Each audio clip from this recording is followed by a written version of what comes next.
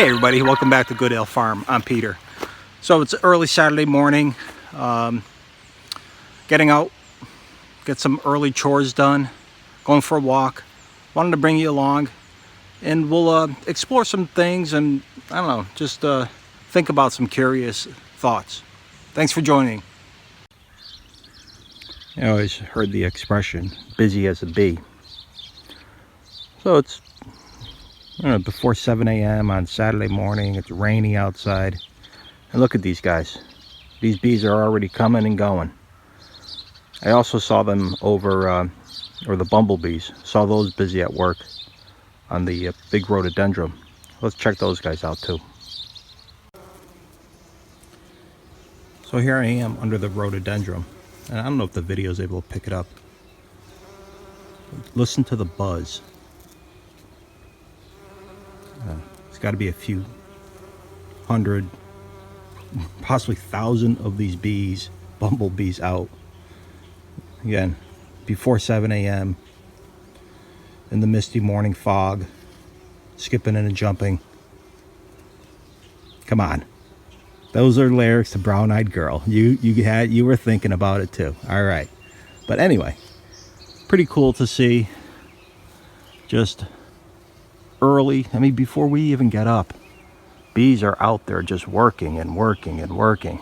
And I don't even know where these guys' nests are, but let's assume they're quarter mile, half mile away. I know maybe they don't travel that far, but back and forth. Pretty amazing. So here I am in the middle of nowhere in the forest. I come upon these 3 chickens. The one white one and the 2 dark ones. Now, I don't know. They could be from some neighboring property somewhere, but man, they're pretty far away from home, and especially in the wild like this. Yeah, I wish them the best of luck. Who do you belong to? Where are you supposed to be? I don't understand that. You should make your way home. So here's something I think is pretty cool. So here I am in the middle of the forest, and I come upon the old remnants of a foundation. I mean, you could look at the rock, very tightly, neatly stacked. You got that big piece of granite up top. That's a good 6 feet long, maybe 18 inches, wide. You see the foundation goes around this way, comes back around this way, and it just makes me imagine the history here. What was this? How was it done? How did even people get here? Interesting stuff. This year we've gotten pretty decent rain. So here it is, the first week in July, and when you step back and you normally think about July, you think of really blistering heat, dry weather. Today it's pretty cool out. I don't know, it's probably 60 degrees, rainy. And I'm focusing here on this weed here. That thing's got to be 5 feet tall. And it's a weed. And obviously, a couple months ago that was nothing because there was still frost on the ground. And that little bit of time, all that amount that had grown.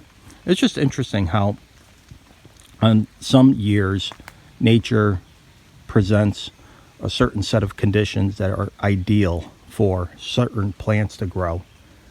In other years it doesn't, so those plants don't grow. They kind of stay dormant for a whole year, maybe 2.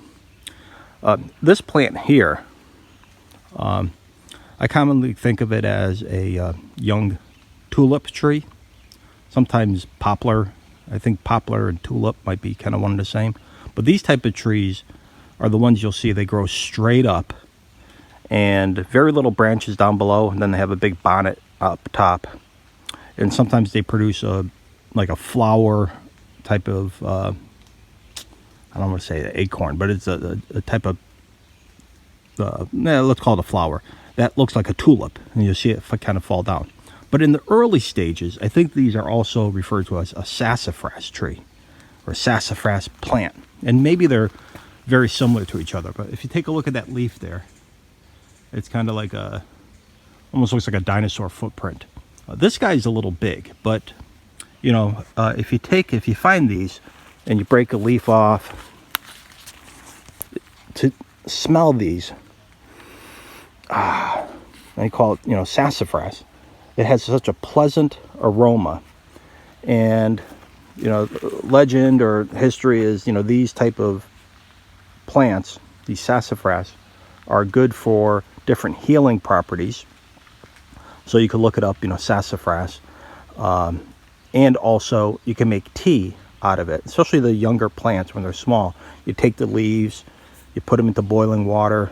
You know, number one, it's going to smell great. And number two, you can actually drink some tea out of it. So old Indian folklore there. But, you know, some people probably use it today too. Check it out. Check this guy out over here.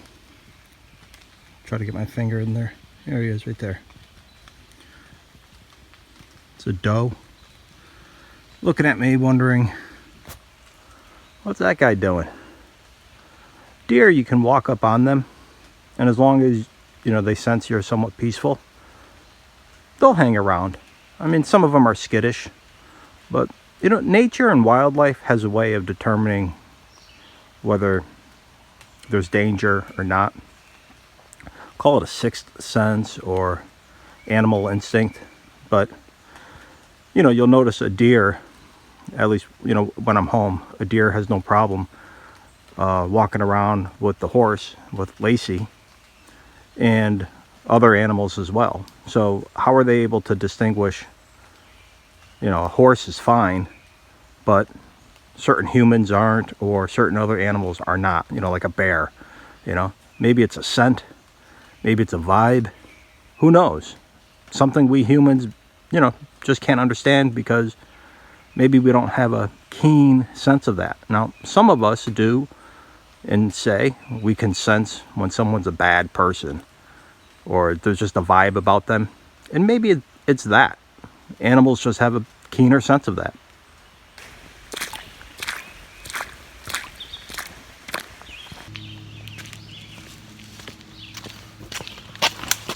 You know, as I'm walking on this rainy day, it has me thinking about nature's water system, the cycle of water. It's kind of interesting. You know, here it is raining, and the water is coming down on the trees, soaking up the soil. You know, if it hits the street or the hard pavements or whatever, it will go down into a drain, and the sewer ends up going into a stream or some pond or lake nearby.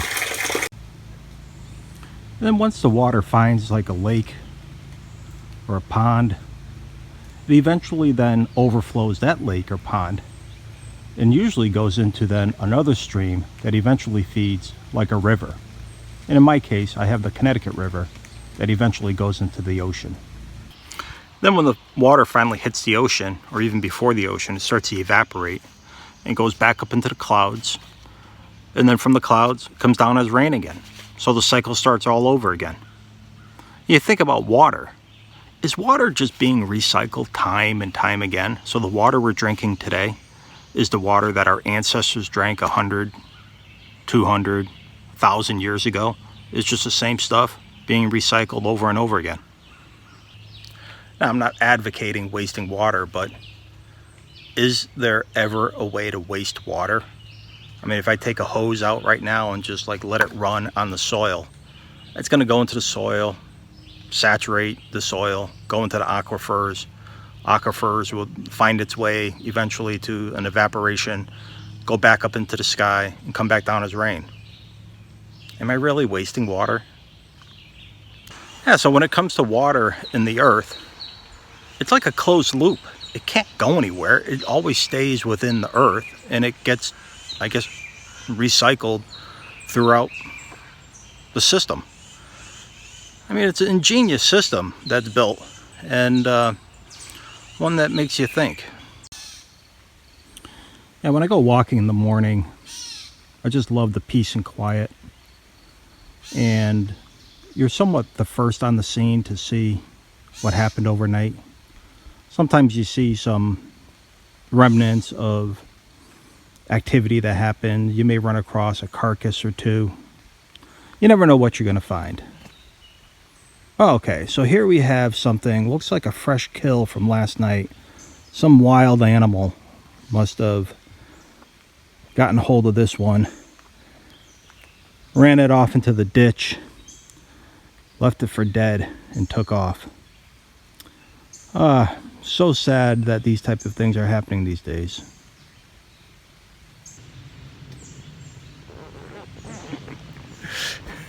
All right, everybody. I saw these guys on my way back. I figured I'd stop by and say hello to them and sign off and say goodbye to you. Today's video was one that it really wasn't planned. I kind of just brought you along for my morning walk. So thanks for tuning in again, and hope you have a great day. Bye.